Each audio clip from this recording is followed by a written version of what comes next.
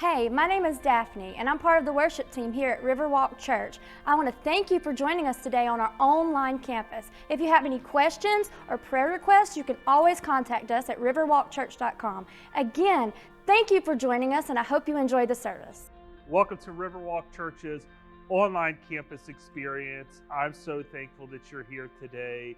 We just finished a series that we started in the end of November, getting us ready for the Christmas season. I'm so excited about today's message. We're going to talk about getting unstuck, right? I don't know if you've ever been stuck before, but I remember several years ago, I was riding in Blackwater with two of my friends, and it's a single cab truck, so there's only seats in the front, and three of us were piled into the front of that truck, and it was tight. And we start going down this dirt road, and we start smelling gas, and next thing you know, the truck starts to sputter, and we come to a complete stop. And the truck won't crank, the truck won't move. And I don't remember at the time if we didn't have cell phones on us or we just didn't have service, because we were in the middle of nowhere and we were stuck. And we could have walked, 30 miles back home, but that wouldn't be good. So we decided that we'd stay where we're at and wait for the next day to go find some help. And well, we couldn't sleep in the truck because there was three of us and there wasn't room, and it smelled like gas. So we just couldn't do that.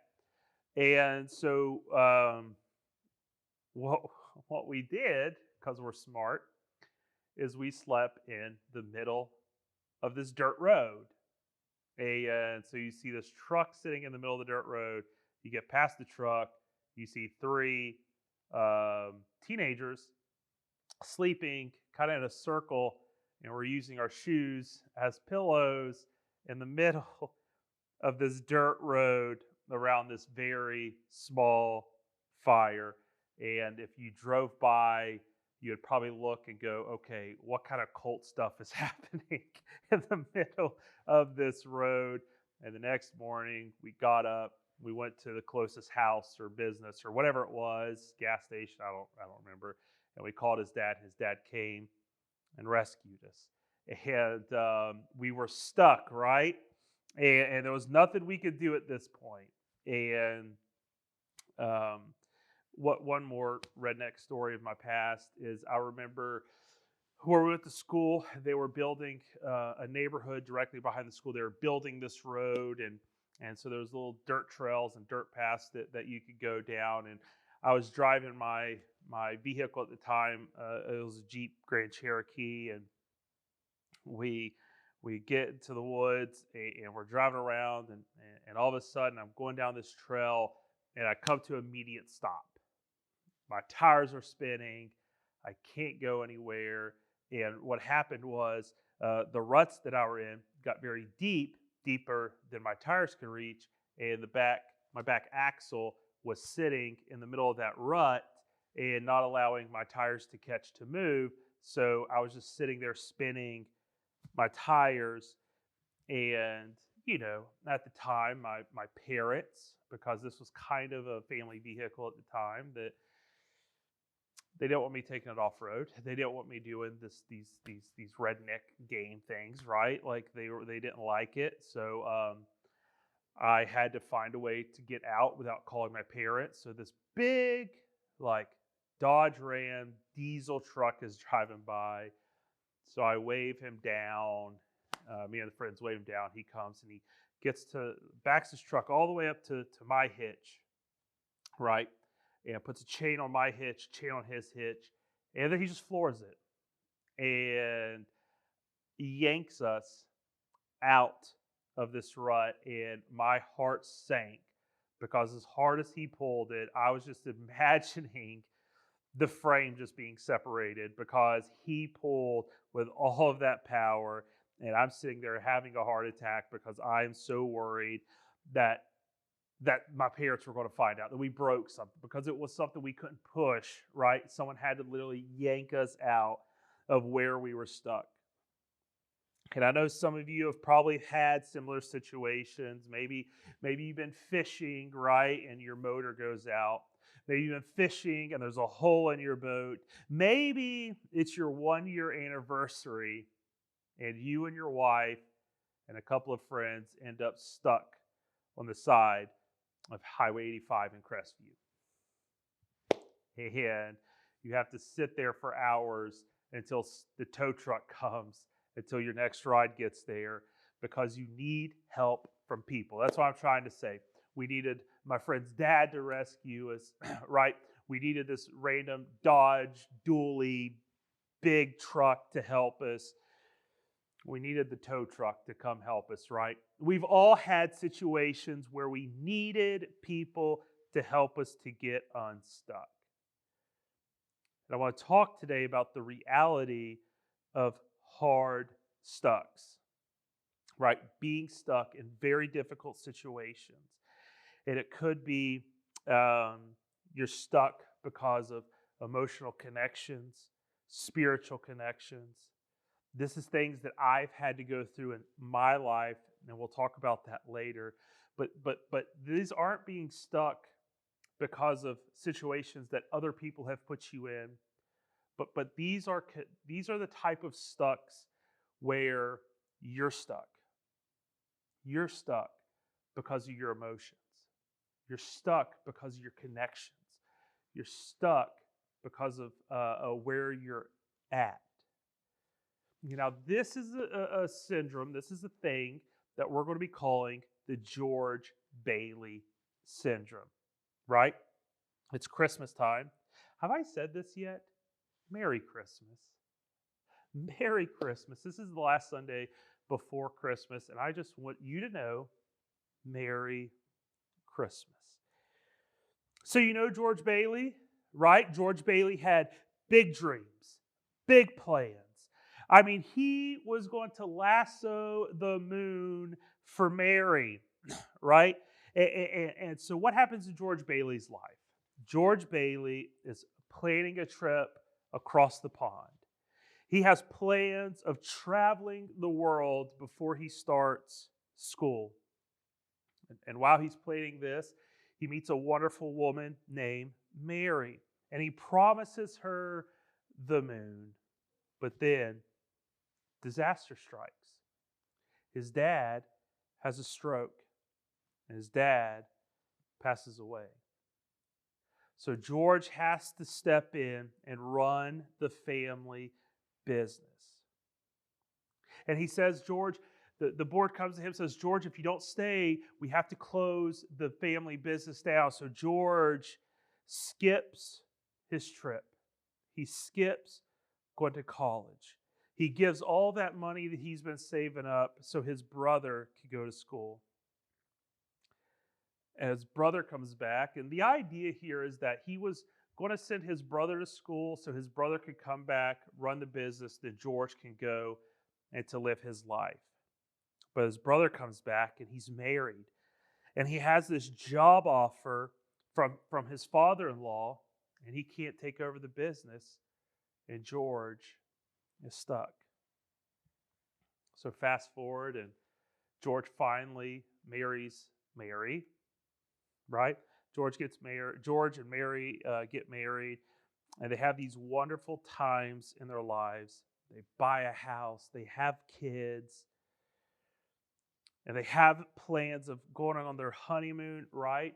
But when they do, there's a run of the banks, and people are pulling their money out, and George has to use his money to pay the bank. He has to use his money to pay the people because of the run of the banks. So he couldn't go on his honeymoon. George is stuck.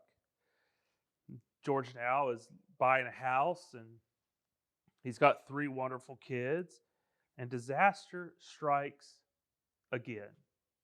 His uncle loses a large sum of money, and George's life spins out of control. He doesn't know what to do. It's nothing that he's done, right? But other people. Now, the essence of the George Bailey syndrome is being stuck in life not because of destructive living, but because of life in general. George was doing what was right by saving his family business. He was doing what was right by giving people their money. He was doing what was right. He was always sacrificing. He was always sacrificing himself to help someone else. And it caused him to be stuck in life. He gave up traveling and school for the family business. He gave up his honeymoon for the family business. He turned down high-paying job offers for his family business. And it was not only about the business, right? But this was about the community that he lived in and how this building and loan business that he was in was essential to the livelihood of Bedford Falls. And it gets to the point where George sees there's no other option. He can't do anything else. He's about to go to jail because of the money error. And he says, you know what? I'm done. I can't do anything. And if you've seen the movie, It's a Wonderful Life, you see that George decides to jump into the river to end his life. But that's where he meets Clarence Oddbody. George loves Bedford Falls. He loves his family, but he was stuck. He was stuck in life. In his mind, nothing was working for him, right? There was nothing but work, Bedford Falls, and struggling. Can you relate to this, right? You just feel like life is just about struggling. It's about difficulties. It's about arguing. It's about anxiety. It's about all of these things. And just like all the stories that I told you from my childhood, right? Or from my life, I needed help from other people. In George's mind, there was no one in Bedford Falls who could help him. So God, right? God sends him an angel. God sends him Clarence Oddbody. What a great name. Proverbs 27 and verse 6 says, wounds from a friend can be trusted, but an enemy multiplies kisses. Wounds from a friend, hard conversations from a friend can be trusted. And I think the very thing we need in our life is a friend who is honest with us, a true friend who tells us not what we want to hear, but what we need to hear and what we need to believe for ourselves. Now, George, in reality, get ready for this one. George had a wonderful life. He had a job.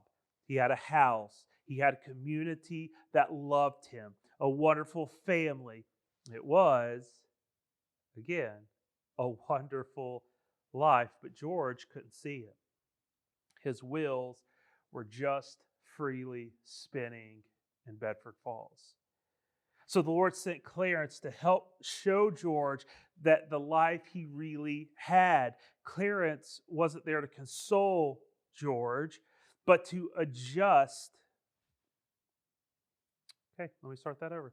So the Lord sent Clarence to help show George the life he really had.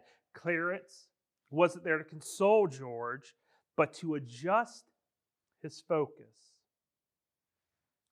on not what he didn't have or not what he's missed out on, but on what he truly had in life. Being stuck means we are focusing on the wrong things. We are looking at life and situations and areas in our life the wrong way. And that's what Clarence came back to show George. And this Christmas is what we need to do ourselves. What are you focusing on? Where is your focus? Where is your mind on the situations and where you're at right now?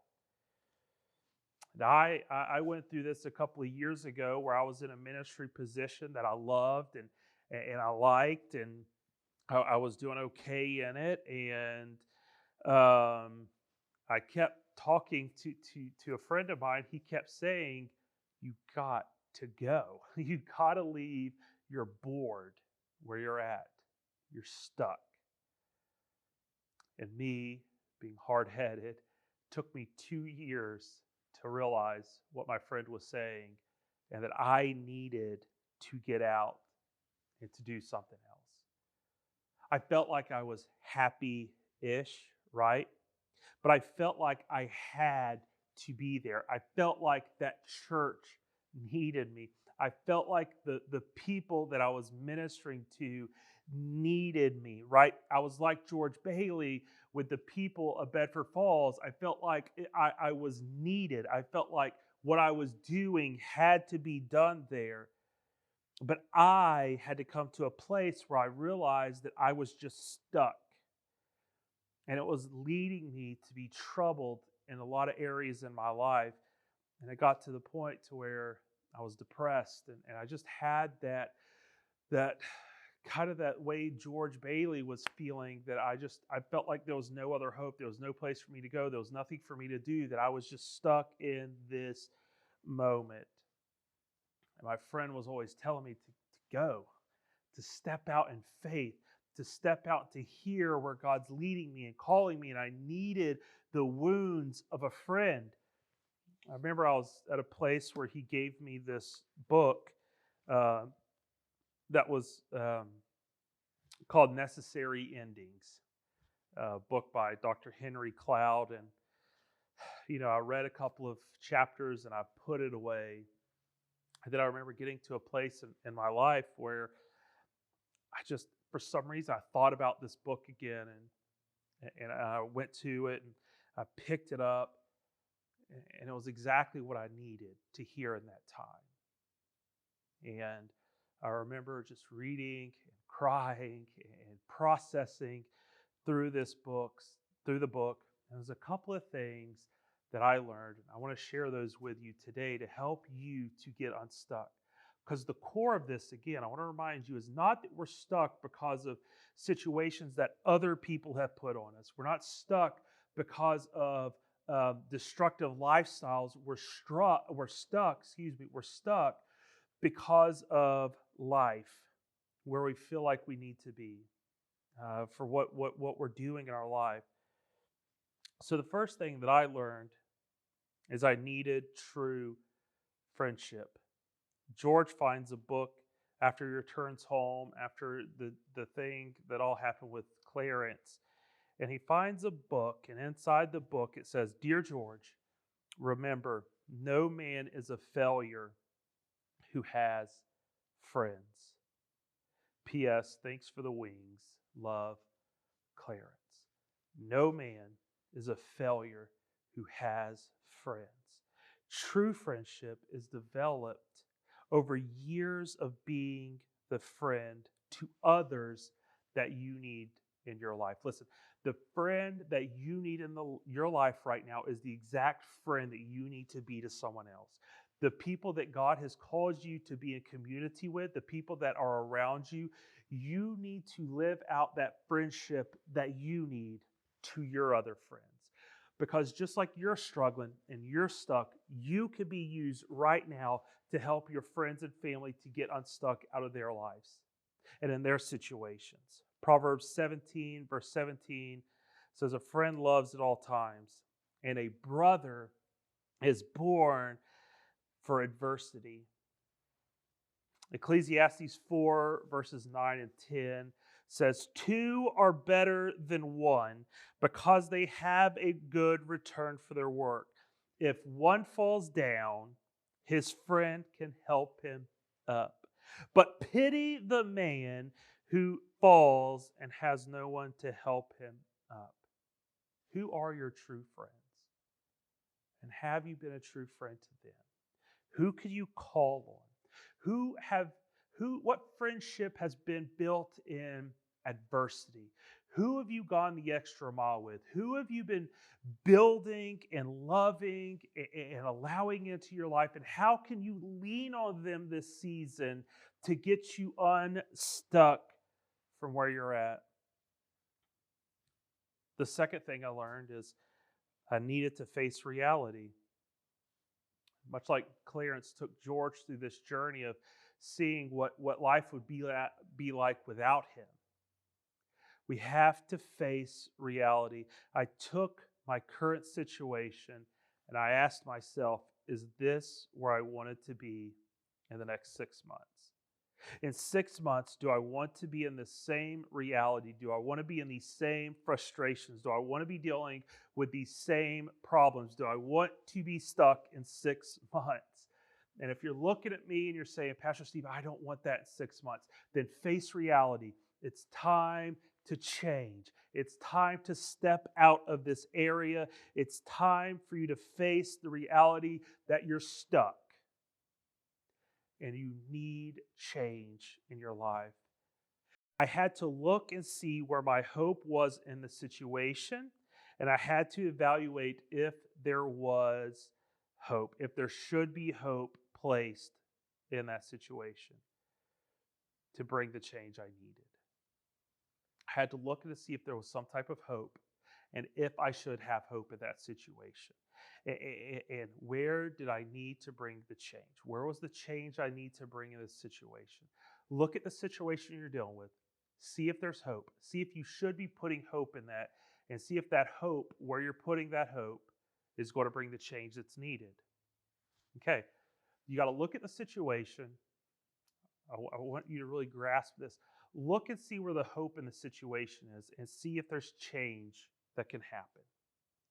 If you look and say, this is the hope of the situation changing, honestly evaluate seeing if that thing that you're hoping in has the power to change what you're going through. And if it doesn't, you have to evaluate how to get out of that situation. All right, third thing, I had to realign my focus and look at why God created me. When George looked at a life without him, when he saw Bedford Falls without George Bailey, he looked and he saw the impact on why he was created to be in Bedford Falls. Romans 11:29 says, "For God's gifts and his callings are irrevocable." Proverbs 4:25, "Let your eyes look straight forward. Fix your gaze directly before you." Colossians 3 and verse 2 says, "Set your minds on things above, not on earthly things." So I had to look at everything. For me, going back to the last point, I had to look and see what could change everything in this situation. What could change everything? And I had to look at that and say, if all these things happen, would I be unstuck? Would I be happy again? Would I said, no, that won't make me happy if these things happen. So now I had to look back and go, what has God created me to do? How can I fix my focus and my vision straight ahead? I had to look at the things before me, and I had to go, what has God created me to do? And here are the things that God has called me to be. He's called me first and foremost to be a husband. Before a pastor, before a friend, before this or that, the first thing God has called me to be is a husband. So I had to realign my focus and say, listen, how am I being the best husband that I can be? The second thing God has called me to be is a father. To love my children, to help my children to be who God is calling them to be. And how can I nurture them in a way to help them be the best people they could be? Then the third thing God called me to be is a minister. And sometimes these areas get mixed and our priorities kind of move and shift, but you got to keep your callings. You got to keep what God is calling you to be in order, and there has to be structure in your life, or that's where you start to see things fall and you start to see your life get stuck. And some of you today, much like George Bailey, you're not stuck because of destructive lifestyles. You're not stuck because of what people have done. You're stuck because you love where you're at. You're stuck because you've been doing what God's called you to do, but you just feel stuck in it. So let me ask you this. Can you realign your focus? Can you stop looking at the negative of what's going on in your life and look at the positive? Can you put your hope in the positive things that's happening in your life? Can you look and see that Bedford Falls isn't draining you, but you're empowering Bedford Falls, right? What is your Bedford Falls? Where are you stuck today? And how can you look and see that you too have a wonderful life, that you're needed, you're wanted, you're loved, you're accepted, you're an overcomer, you're redeemed, you're all of these things that God is saying you are, because He's placed you in community, He's placed you in family, He's placed you where you're at so that you can be a blessing. And sometimes being a blessing and being all these things can get us stuck when we put our focus in other areas, when we start to look at what we don't like and not what we're doing right, not what God is empowering us to do. So if you're stuck today, I want to ask you, is there hope? Where is the hope in your situation? And how can you build on it? Some of you may need to get unstuck by the love of a friend. Someone who's going to be honest with you, someone who's going to be truthful with you, someone who's going to call you out, because the wounds of a friend are a blessing. They're going to help. So who can you sit down with today and go, hey, listen, I think I'm stuck. And to take their advice and take what they want to say to you to heart. Maybe some of you need to sit down and talk to God again, saying, God, I really feel stuck in life. What do I need to do? How can I get out of this situation? George Bailey syndrome is about being stuck because of your heart, being stuck because of what you're doing right, that you're doing right, but it feels like you're stuck.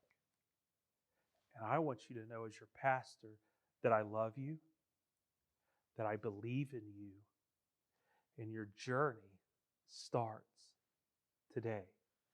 Your journey starts here with becoming unstuck. Who do you need to call? Who do you need to help you to get unstuck? Because getting unstuck is something you can't do alone. You need a friend. You need community.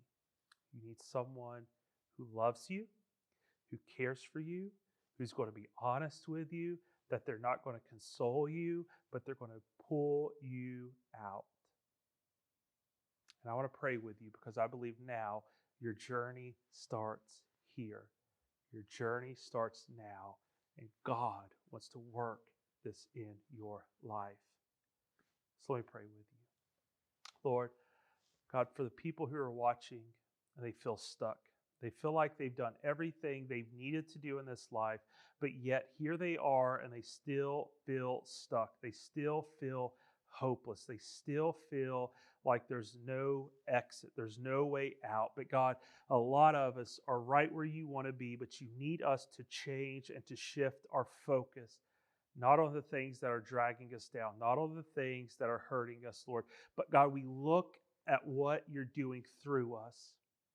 God, we see the love and the impact that people have because of our lives and because of our callings, Lord. So God, for those who are feeling hopeless, God, I've been there. For those who feel stuck, Lord, I felt that. And I know, God, that you want to help them. So God, help them to reach out to a friend. Help them to reach out to the community that you've put them in. Help them, God, to reach out and to trust that you are working in their lives today, God. And you want to continue that. Lord, I pray they find a friend. I pray they're the friend that they need to be and they need in their life. I pray they change their focus. God, and I pray they put their hope in you, that you are changing their situations right now. God, we give you the praise, the glory, and the honor. In Jesus' name, amen.